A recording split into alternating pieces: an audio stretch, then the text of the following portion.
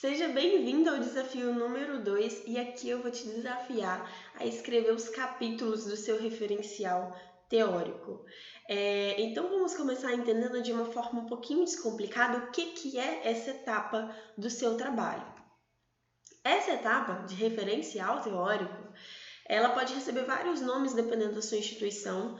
Então pode ser referencial teórico, fundamentação teórica, levantamento bibliográfico, revisão da literatura. Só que se a gente for analisar todos esses nomes que essa etapa pode receber, eles têm o mesmo significado, que é o quê? É você trazer a referência teórica sobre o tema que você está pesquisando e estudando.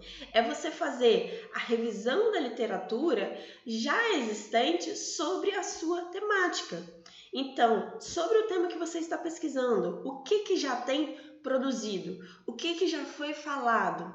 Quais são os conhecimentos acerca disso?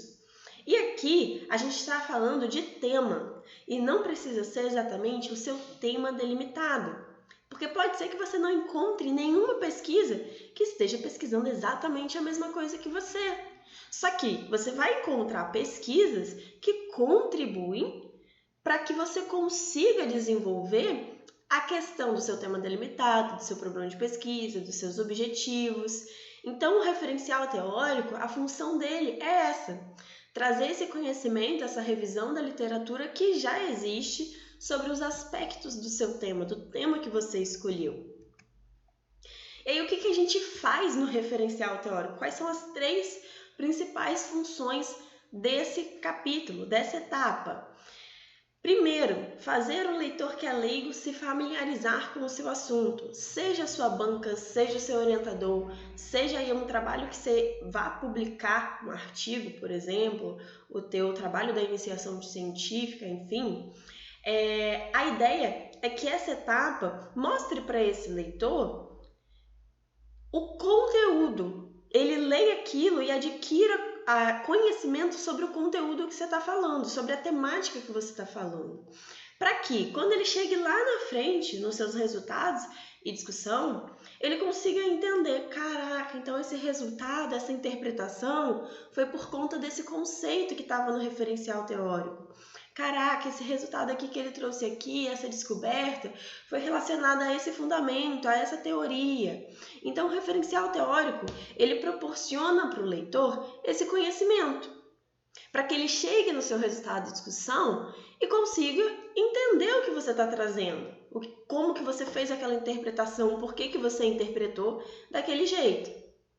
A segunda função desse referencial teórico é levantar base teórica sobre a temática que você está estudando para você mesmo. Por quê? Porque lá na frente você vai precisar analisar os seus dados. Você vai precisar buscar os artigos, fazer aqueles fichamentos para desenvolver o teu objetivo em si, para responder o teu problema de pesquisa em si. Só que, para você conseguir fazer isso lá na frente, você também precisa de um conhecimento aqui atrás sobre esses aspectos. Então, o que você precisa conhecer, o que você precisa saber relacionado ao seu tema, que vai te ajudar a alcançar os seus objetivos e responder o seu problema, que vai te ajudar lá na frente a analisar os seus dados. Então, quais são os conceitos que você precisa conhecer? Quais são os aspectos da sua temática? Quais são as fundamentações ou as teorias que envolvem essa questão que você está pesquisando?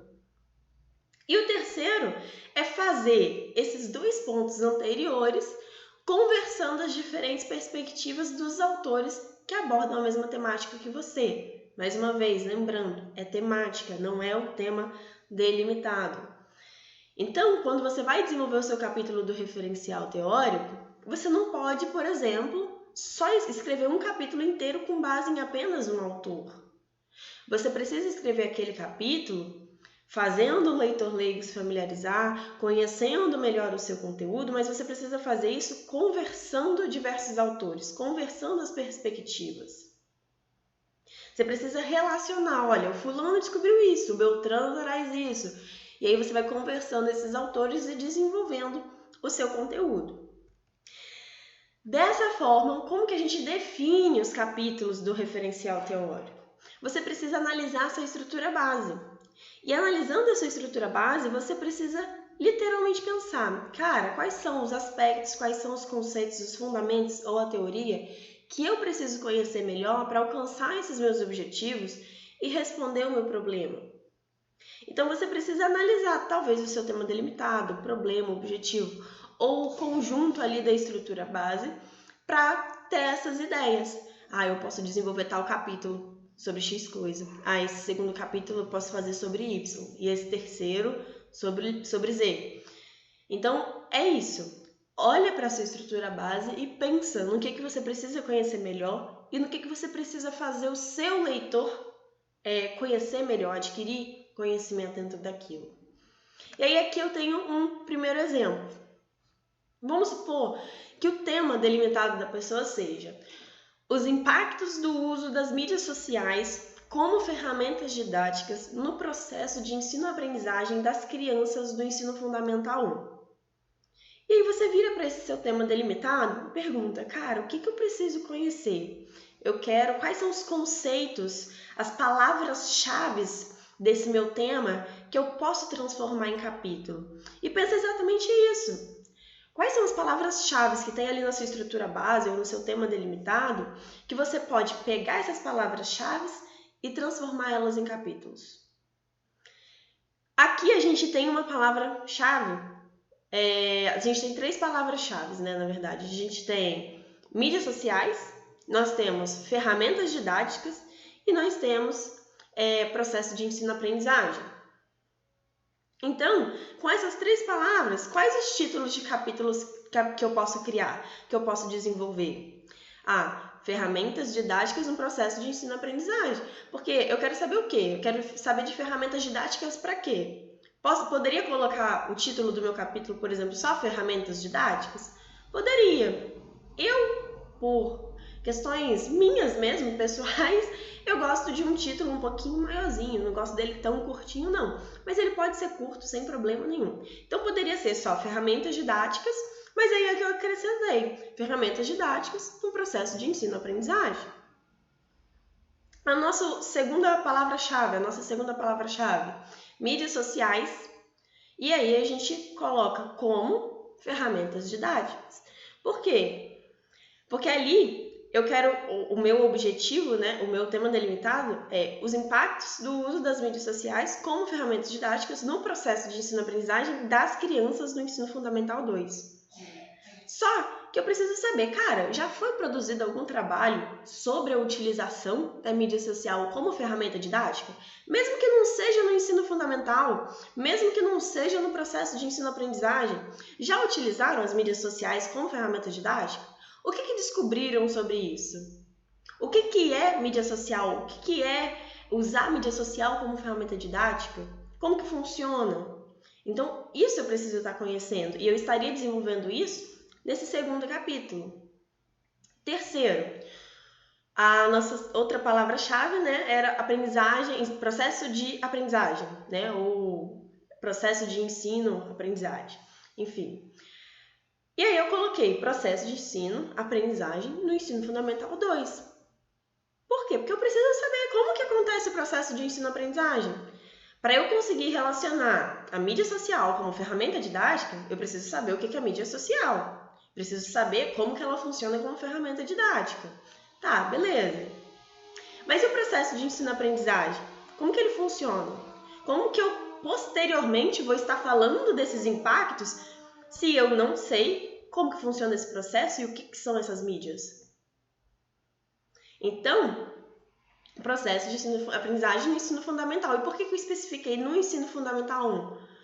Porque o processo de ensino-aprendizagem do fundamental 1 é totalmente diferente do 2.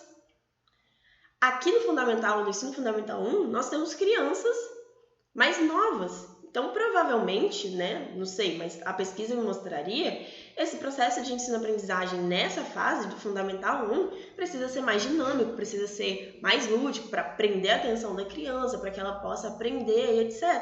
Então, eu preciso saber como que funciona isso no ensino fundamental 1. Exemplo 2. A gente tem o objetivo geral. Aqui eu trouxe o objetivo geral, nem trouxe a estrutura base completa. O objetivo da pessoa era analisar os currículos dos cursos de graduação relacionados à construção civil, entre eles arquitetura e engenharia civil, e classificar as disciplinas dos mesmos segundo os conceitos de desenvolvimento sustentável.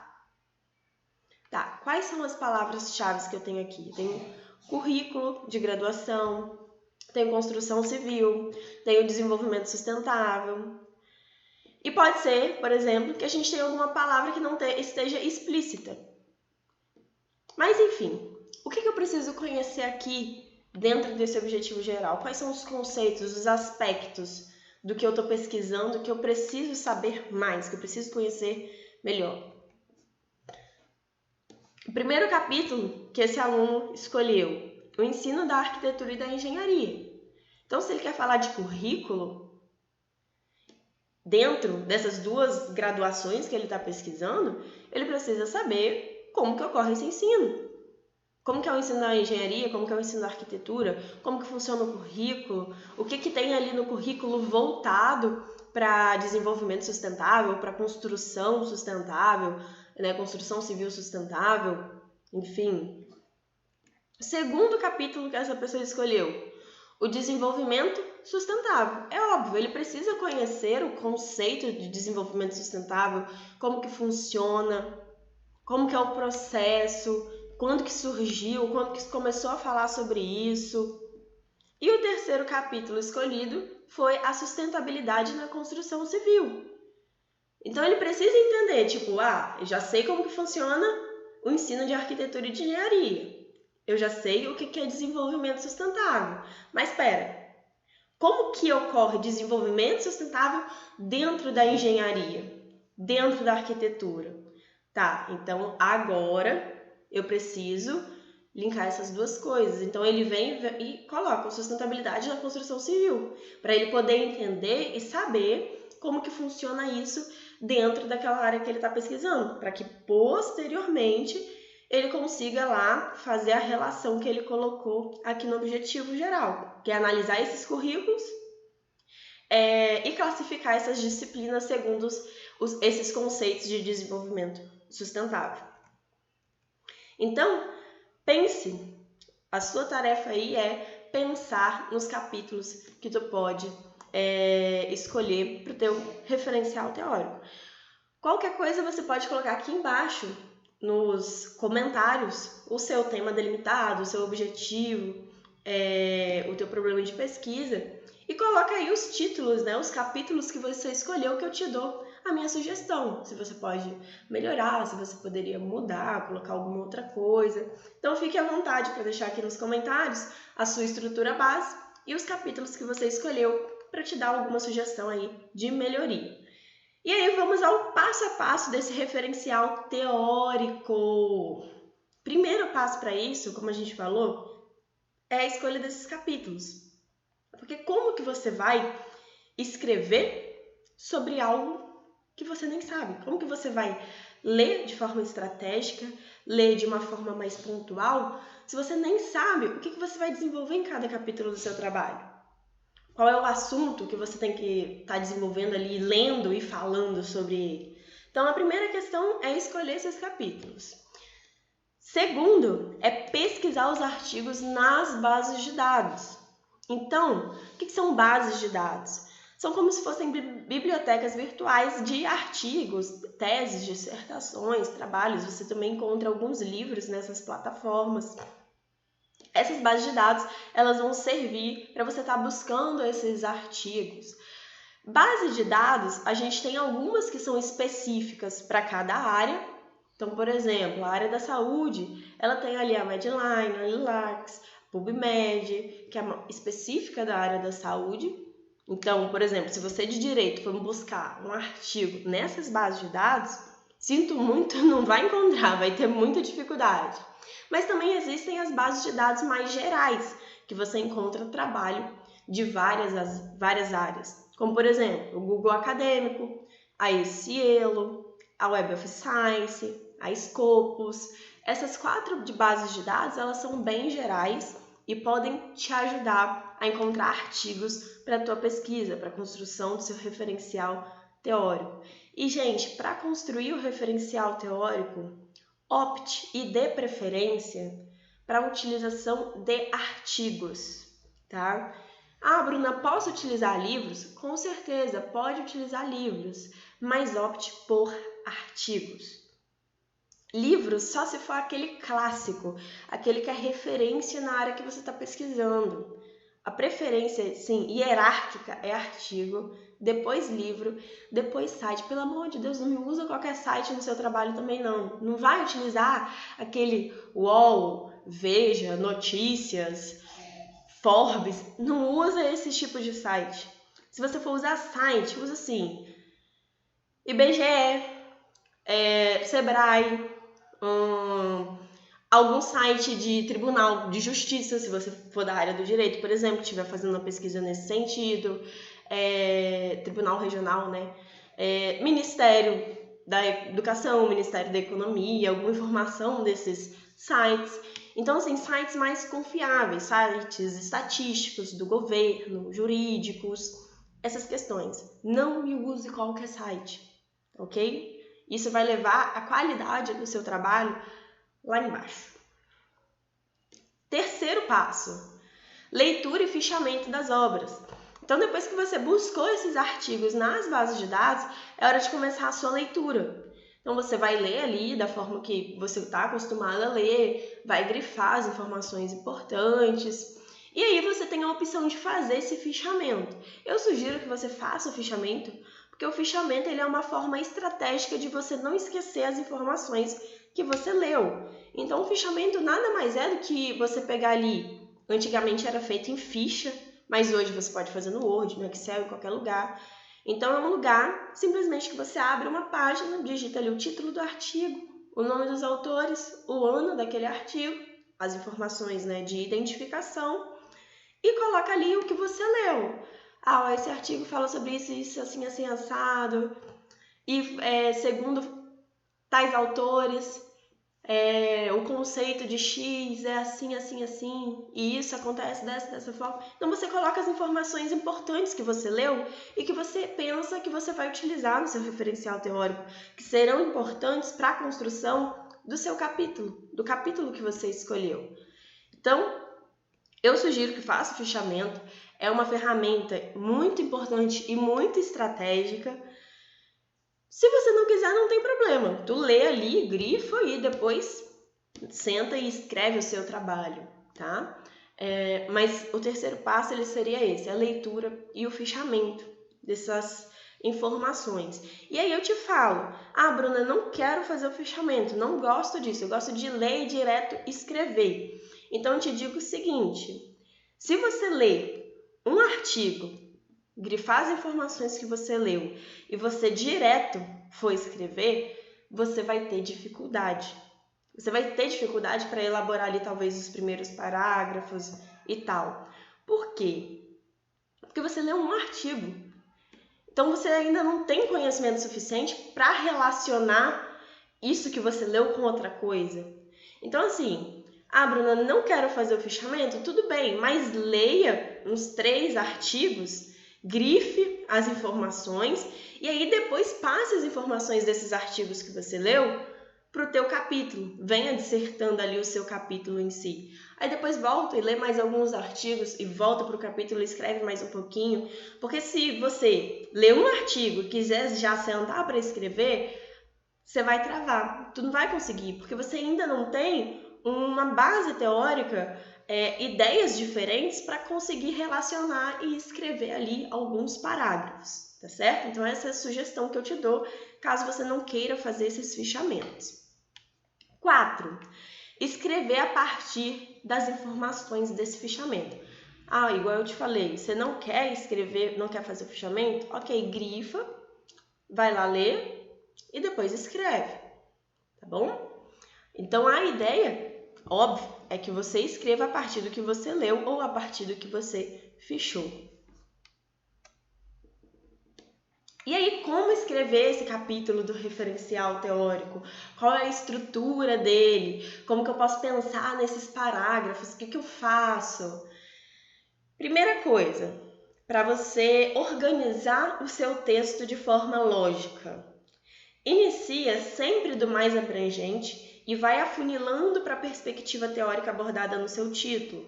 Então vamos supor que no seu título esteja lá: redes sociais como ferramentas didáticas. Você não vai já começar falando que as redes sociais como ferramentas didáticas funcionam assim, assim, assim, e os benefícios são Y e Z. Você não vai já começar assim. Começa primeiro. O que são redes sociais? Qual a importância dela atualmente na sociedade? Como que os alunos se sentem quando utilizam ela? Depois, como que elas servem como ferramentas didáticas? Por que está sendo importante? Quais os benefícios dela como ferramenta didática? Então, vai sempre do mais abrangente para o mais específico, ou seja, para aquilo que está sendo abordado no seu título. Se você começar direto no assunto, ponto, na questão pontual do título que você escolheu para aquele capítulo, você vai se perder, tipo, e aí agora? Quais informações eu coloco? Então, começa sempre do mais abrangente e vai afunilando. E uma dica que eu te dou, para você não se perder ou ficar indeciso, e agora? Qual informação que eu coloco? O que é importante? O que não é? Faz um roteirinho.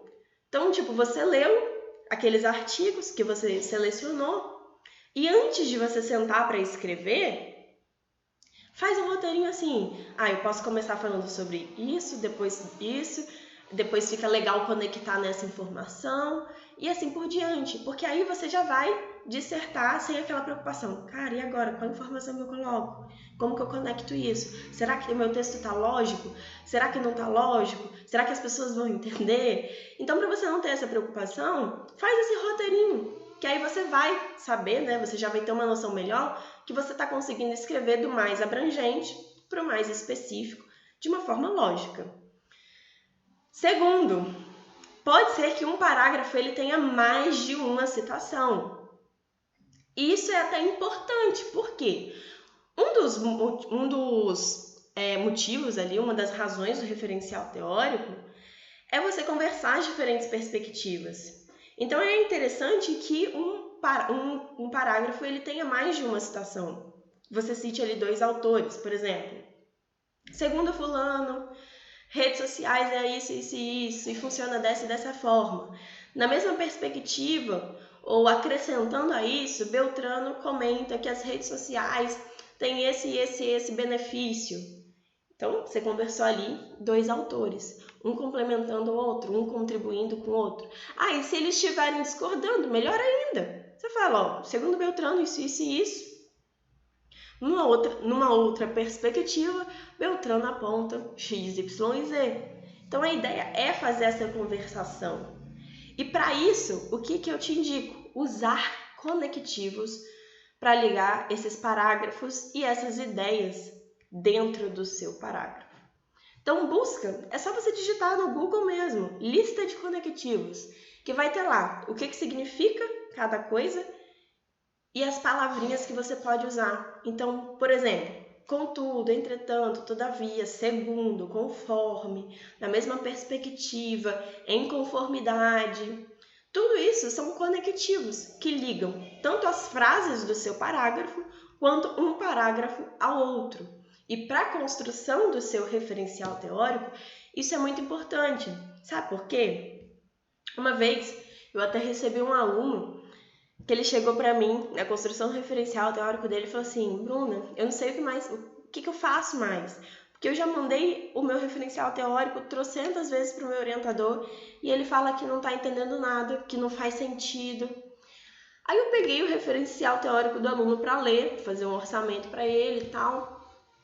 E olhando, eu comecei a perceber, caraca, as informações que ele está apresentando fazem sentido. Por si só, elas se conectam. Só que em momento nenhum ele usou conectivos para mostrar qual que era a relação entre uma frase e outra. Então ele, por exemplo, falava, segundo fulano isso, segundo Beltrano X, Y, Z, conforme ciclano assim, assado. Cara, eu não quero informações soltas. O teu referencial teórico, ele não pede informações soltas assim, mas ele pede que você relacione isso. Então você pode, com certeza, deve usar conforme fulano, assim, assim, assado. Tá, agora você vai acrescentar outra informação, mas se relaciona dessa forma, no entanto, em conformidade, na mesma perspectiva, em perspectivas diferentes, isso, isso e isso. Então, usa esse conectivo para mostrar a relação de uma frase, de uma ideia, com a outra. Combinado? E por fim, utilize a técnica ACD para a escrita do seu capítulo. Então, o que é que eu sugiro? Que o primeiro parágrafo do seu capítulo ele seja uma abertura. Então você fala, neste capítulo será abordado sobre isso, sobre isso, sobre isso, trazendo conceitos relacionados a X, a Y, a Z e tal. Chegou no segundo parágrafo, aí você já começa a apresentar o conteúdo, ou seja, A de abertura, C de conteúdo. Então você vem apresentando esses conteúdos, as perspectivas dos autores, relacionando as ideias que você leu, as informações. Fez isso? Vai finalizar o capítulo? Nunca finalize com uma citação. Pelo amor de Deus, não faça isso. Não finalize o seu capítulo do referencial teórico com uma citação. Finalize com um desfecho. Bruno, o que é esse desfecho? É onde você faz como se fosse uma breve conclusão. Então você fala assim, a partir do exposto, diante das informações apresentadas, é possível perceber, é possível observar, ou então observa-se que, pontua-se isso. Aí você fala, põe ali uma breve conclusão. Qual foi a conclusão que você chegou a partir daquelas informações que você apresentou? Coisa breve, um parágrafo ali de 5 linhas, tá certo? Lembrando, referencial teórico, gente, vai ter, sim, muita citação. Tem gente que fica preocupado, Bruna, eu tô citando demais. Se você estiver fazendo muita citação direta, aí ok. Você realmente precisa tomar um cuidado com isso, porque o mais indicado é que você utilize a citação indireta. Então, não se preocupa, vai citar pra caramba no referencial teórico. No referencial teórico, você só fala o que os outros descobriram sobre a sua temática. Então, vai ter, sim, muita citação. Não se preocupe com isso. Só que o ideal é que você faça citações indiretas e não simplesmente Ctrl+C, Ctrl+V, tá bom? Você copia ali, citação direta é isso, gente. Você copia igual e cola ali no seu trabalho e referencia de onde você tirou. Isso é uma citação direta. Então, o ideal é que você faça uma citação indireta. O que é uma citação indireta?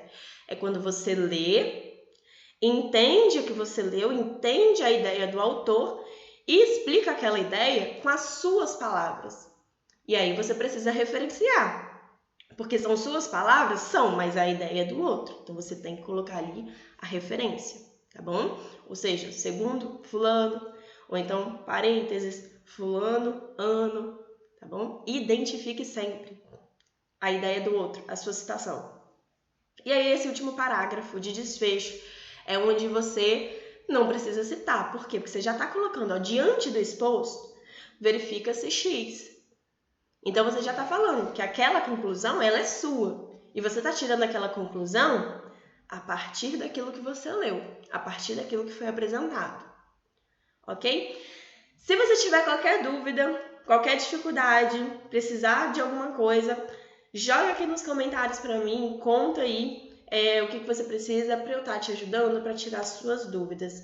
E, se puder, tira um print aí, te faz uns stories, me marca lá, ou então me manda um depoimento lá no direct para eu saber o que você está achando das aulas do desafio e se você está cumprindo com ele. Então, me atualiza aí em que etapa que você está, como que você está indo, se você está gostando. Um beijo e até a próxima!